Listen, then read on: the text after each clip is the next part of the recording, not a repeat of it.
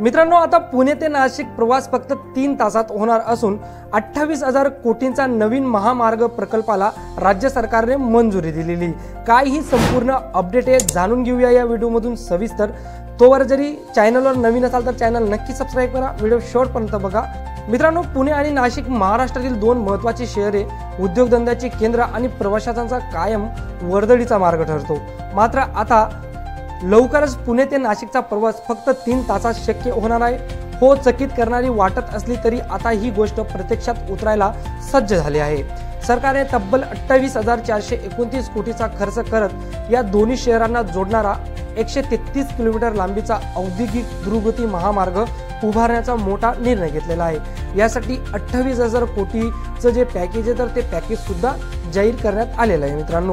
मित्रांनो, Pune Nashik semi high speed railway प्रकल्प सध्या अडचणीत सापडला असतानाच हा महामार्ग मात्र वेगाने पुढे सरकत आहे।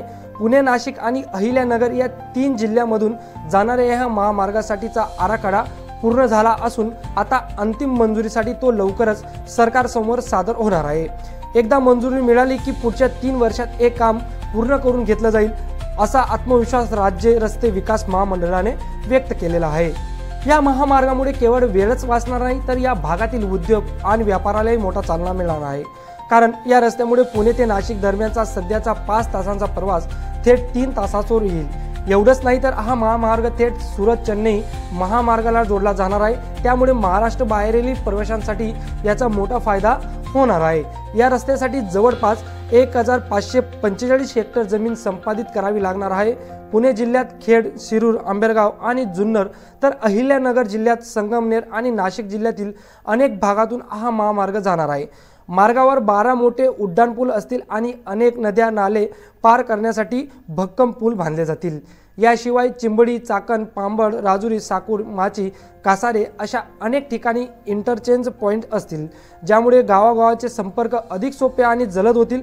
या मार्गाला शिर्डीशी जोडणारी लिंकही तयार होणार आहे, त्यामुळे यात्रेकरूंनाही मोठा दिलासा दिला जाणार आहे।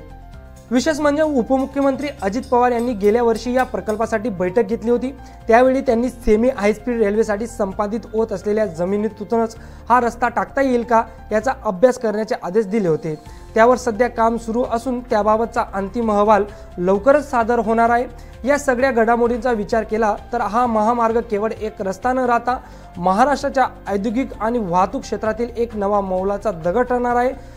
प्रवासाचा वेळ कमी होणार आणि आर्थिक घडामोडींना गती मिळणार आहे आणि शहरे अधिक जवळ येणार, इतकं सारं काही एका निर्णयामध्ये घडणार आहे। मित्रांनो, तुम्हाला माहिती की नाशिक हे आता डेव्हलपमेंटच्या याच्यावर आहे की नाशिकमध्ये खूप औद्योगिक जे इन्फ्रास्ट्रक्चर डेव्हलपमेंट आहे तर ते येणाऱ्या काळात होणार आहे आणि आता होत देखील आहे।